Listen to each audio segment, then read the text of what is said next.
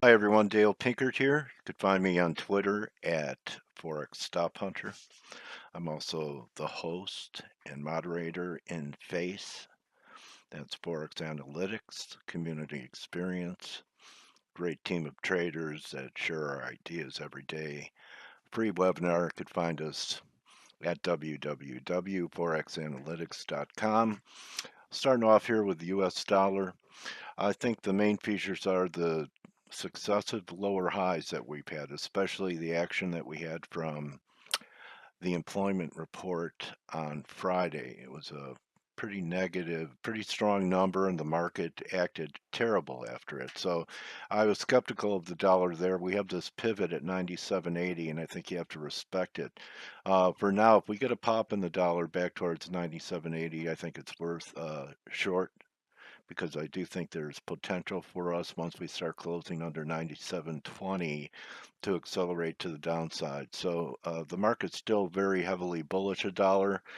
I think a shakeout is possible. 97.80 is a very critical number, closes above it.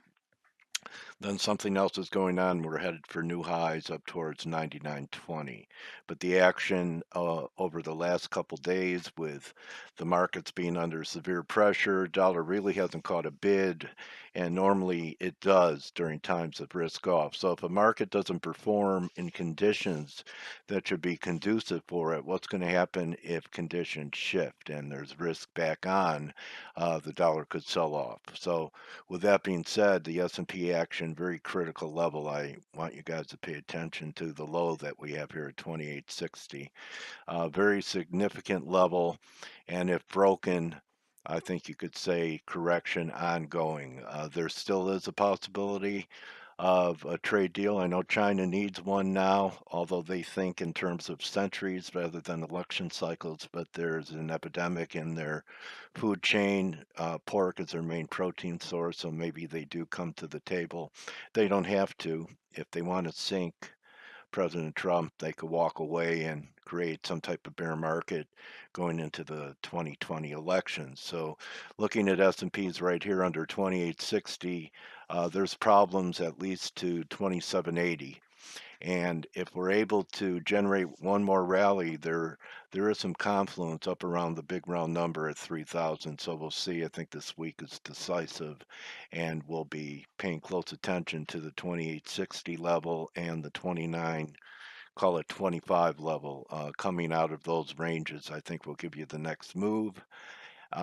If someone put a gun to my head, I think that maybe they could engineer one more shot to the upside. I want to wrap it with yields because I think that has also been supportive of the market. And the last call was that yields would start heading down back at 235.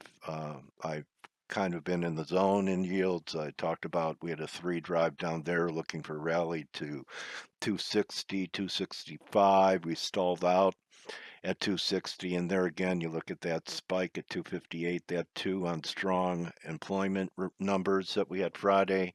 So here we are pushing to new lows. I think any rallies should be sold. I'm looking eventually for that low that we had back in late March, early April, 235 to be taken out more towards 220, and then a pretty good bond shorting opportunity. Remember, don't just count your pips, count your blessings. See everyone tomorrow. Good hunting. Dale Pinkert at Forex Stop Hunter. I know where your stops are.